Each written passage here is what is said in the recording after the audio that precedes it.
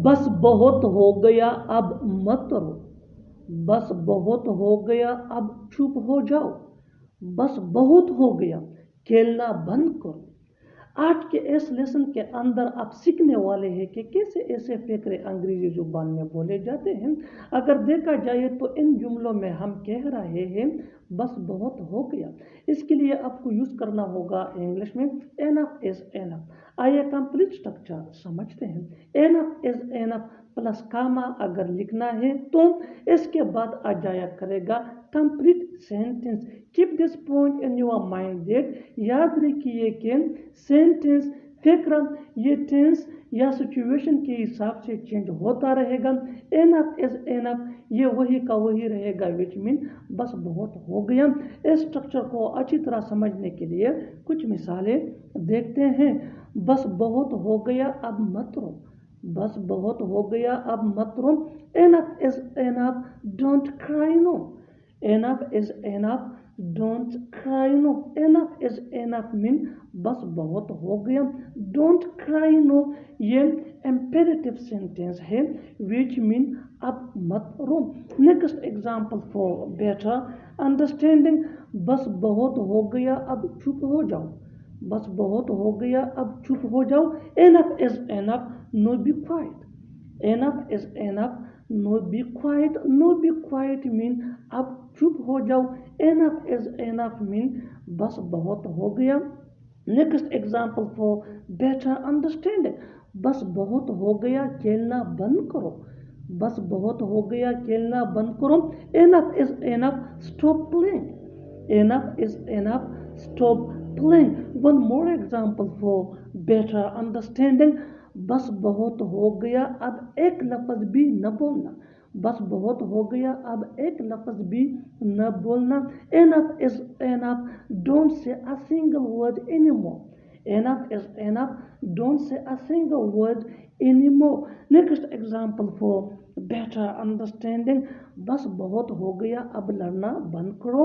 enough is enough stop fighting no, enough is enough stop fighting no। one more example for better understanding, बस बहुत हो गया अब घर चलते हैं, बस बहुत हो गया अब घर चलते हैं। enough is enough let's go home no, enough is enough let's go home no, let's go home no mean अब घर चलते हैं, ये सेंटेंस है। One more example for better understanding, बस बहुत हो गया बहुत बोल लिया तुमने, बस बहुत हो गया बहुत बोल लिया तुमने। enough is enough you have spoken a lot, enough is enough you have spoken a lot। next example for better understanding, बस बहुत हो गया उसे तंग करना बंद करो, बस बहुत हो गया उसे तंग करना बंद करो। enough is enough stop teasing him। और आखिर में ये दो जुमले आपके लिए कॉमन सेक्शन में इनका जवाब ज़रूर देना। बस बहुत हो गया अब हंसना बंद करो, बस बहुत हो गया अब हंसना बंद करो। दूसरा जुमला है बस बहुत हो गया अब घर आ जाओ, बस बहुत हो गया अब घर आ जाओ। Subscribe to English page for more advance English sentence structure. Thanks. English पढ़ाना मेरे बाएं हाथ का खेल है, कार चलाना मेरे बाएं हाथ का खेल है, क्रिकेट खेलना मेरे बाएं हाथ का खेल है। इन जुमलों में हम कह रहे हैं बाएं हाथ का खेल है, इसके लिए आपको यूज़ करना होगा इंग्लिश में अ पीस ऑफ केक। आइए कंप्लीट स्ट्रक्चर समझते हैं। वर्ब प्लस ING जिसको जर्नड या वर्बल नाउन भी कहा जाता है, इसके बाद आ जाया करेगा हेल्पिंग वर्ब जिसको ऑक्सिलरी वर्ब भी कहा जाता है। ये टेंस या सब्जेक्ट के मुताबिक चेंज होता रहेगा। इसके बाद हम लिखेंगे a piece of cake which mean बाएं हाथ का खेल है, और इसके बाद आ जाया करेगा फॉर मी। इस स्ट्रक्चर को अच्छी तरह समझने के लिए आइए आगे बढ़ते हैं। इंग्लिश पढ़ाना मेरे बाएं हाथ का खेल है, यानी इंग्लिश पढ़ाना मेरे लिए इंतहाई आसान है। Teaching English is a piece of cake for me, teaching English is a piece of cake for me. Teaching ये वर्ब प्लस ING है, इज ये इसका हेल्पिंग वर्ब है, पीस ऑफ केक मीन बाएं हाथ का खेल या इंतहाई आसान है फॉर मी, मेरे लिए। आइए आगे बढ़ते हैं। कार चलाना मेरे बाएं हाथ का खेल है, यानी कार चलाना मेरे लिए बहुत आसान है। Driving a car is a piece of cake for me. Driving a car is a piece of cake for me. Driving ये वर्ब प्लस ING है। एज ये इसका हेल्पिंग वर्ब है। A piece of cake mean बाएं हाथ का खेल है या बहुत आसान है फॉर मी, मेरे लिए। Let's move on. क्रिकेट खेलना मेरे बाएं हाथ का खेल है, यानी क्रिकेट खेलना मेरे लिए मुश्किल नहीं है, बहुत आसान है। Playing cricket is a piece of cake for me. Playing cricket is a piece of cake for me. Playing ये वर्ब प्लस ING है। एज ये इसका हेल्पिंग वर्ब है। A piece of cake mean बहुत आसान है या बाएं हाथ का खेल है फॉर मी, मेरे लिए। उसे हराना मेरे बाएं हाथ का खेल है। Defeating him is a piece of cake for me. Defeating him is a piece of cake for me. और आखिर में ये सेंटेंस आपके लिए कमेंट सेक्शन में इसका जवाब ज़रूर देना। पैसा कमाना मेरे बाएं हाथ का खेल है। मैं चाहता हूँ कि मुझे पसंद किया जाए। मैं चाहता हूँ कि उसकी इज्जत की जाए। मैं चाहता हूँ कि मुझे बुलाया जाए। इन जुमलों के लिए इंग्लिश का ये स्ट्रक्चर यूज होता है। सब्जेक्ट के बाद वांट या वांट्स। प्लूरल सब्जेक्ट के साथ यानी आई वी दे या प्लूरल नाउन के साथ वांट, और सिंगुलर सब्जेक्ट यानी ही शी इट या सिंगुलर नाउन के साथ वांट्स। इसके बाद ऑब्जेक्ट अगर है तो, अगर नहीं है तो छोड़िए। इसके बाद टू बी, और टू बी के बाद V3 यानी थर्ड फॉर्म ऑफ वर्ब, जिसको पास्ट पार्टिसिपल फॉर्म भी कहा जाता है। अच्छी तरह समझने के लिए कुछ मिसालें देखते हैं।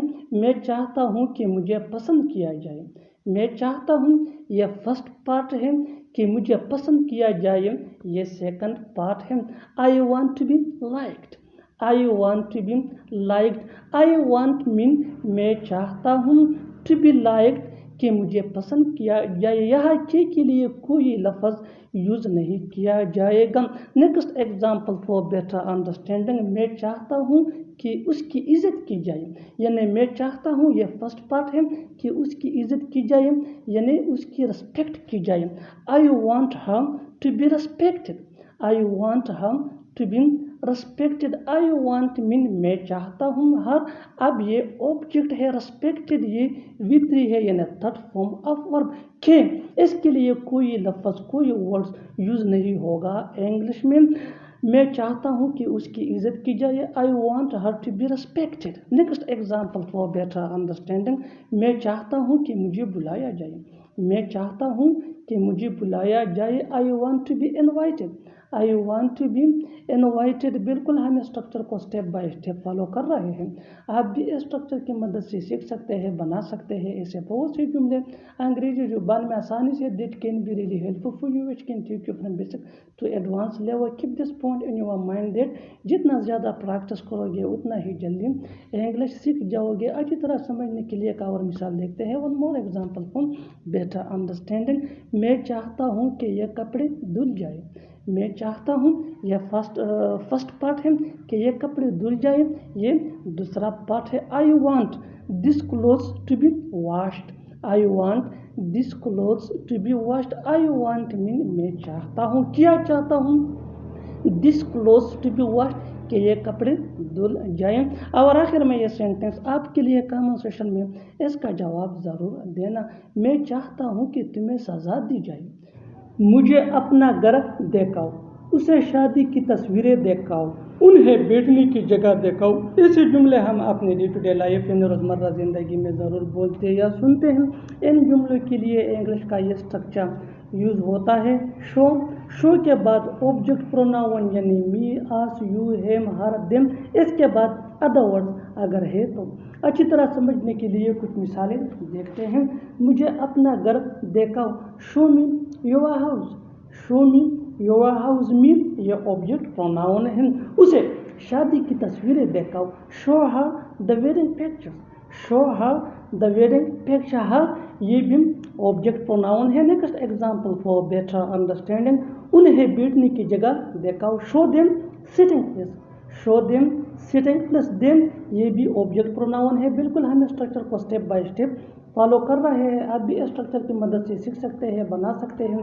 ऐसे बहुत से जुमले अंग्रेजी जुबान में आसानी से that can be really helpful for you, it can take you from basic to advance level. Keep this point in your mind that जितना ज़्यादा प्रैक्टिस करोगे उतना ही जल्दी इंग्लिश सीख जाओगे। अच्छी तरह समझने के लिए एक और मिसाल देखते हैं। One more example for better understanding. मुझे अपनी घड़ी दिखाओ, मुझे अपनी घड़ी दिखाओ। Show me your watch, show me your watch. और आखिर में ये सेंटेंस आपके लिए कमेंट सेक्शन में इसका जवाब ज़रूर देना। उसे मेरी गाड़ी दिखाओ, उसे मेरी गाड़ी दिखाओ, उसे मेरी गाड़ी दिखाओ। Subscribe to English PS for more advanced English sentence structure. Thanks.